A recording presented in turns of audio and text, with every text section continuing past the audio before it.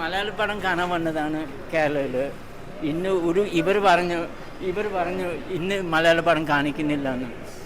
അതൊരു കുഴപ്പം മാത്രമേ എനിക്കുള്ളൂ.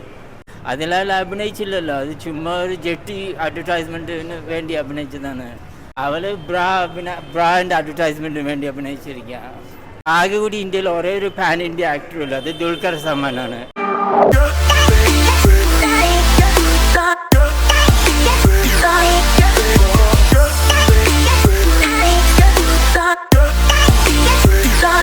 സ്ട്രോങ് സ്റ്റോറി ഇല്ല, അപ്പോൾ സ്ട്രോങ് ഡെപ്ത് ഇല്ല, കഥയ്ക്ക് ഡെപ്ത് ഇല്ല.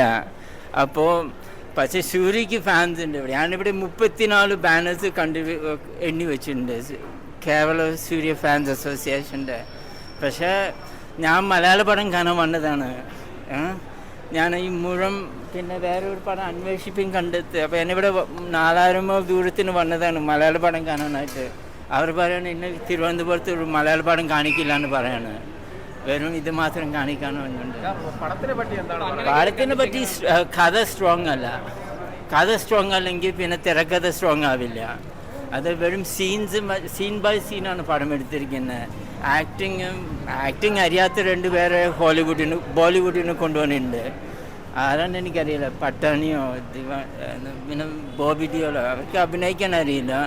അത് ചുമ്മാ പാൻ ഇന്ത്യ ഫിലിം കാണിക്കാനായിട്ട് അവരെ കൊണ്ടുവന്നതാണ്. പക്ഷേ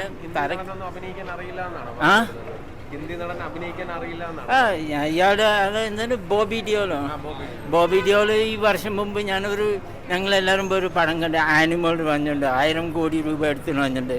അതിലാൽ അഭിനയിച്ചില്ലല്ലോ, അത് ചുമ്മാ ഒരു ജെട്ടി അഡ്വർടൈസ്മെൻറ്റിന് വേണ്ടി അഭിനയിച്ചതാണ്. ഇതിൽ വേറൊരു നടിയുണ്ട്, പേരെനിക്കറിയില്ല, പട്ടാണി എന്തോ. അവൾ ബ്രാൻഡ് അഡ്വർടൈസ്മെൻറ്റിന് വേണ്ടി അഭിനയിച്ചിരിക്കുക.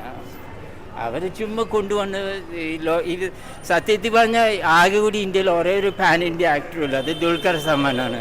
ഈ ദേവാര ഈ വിക്രമിൻ്റെ വേറൊരു പടം റീസെൻ്റ്ലി അതിൻ്റെ സ്റ്റൈലിലാണ്. പക്ഷേ ഇതൊക്കെ കുറച്ച് ഇതൊക്കെ എടുക്കണമെങ്കിൽ സ്ട്രോങ് സ്റ്റോറി ലൈൻ വേണം. ഇത് സ്ട്രോങ് സ്റ്റോറി ലൈൻ ഇല്ല.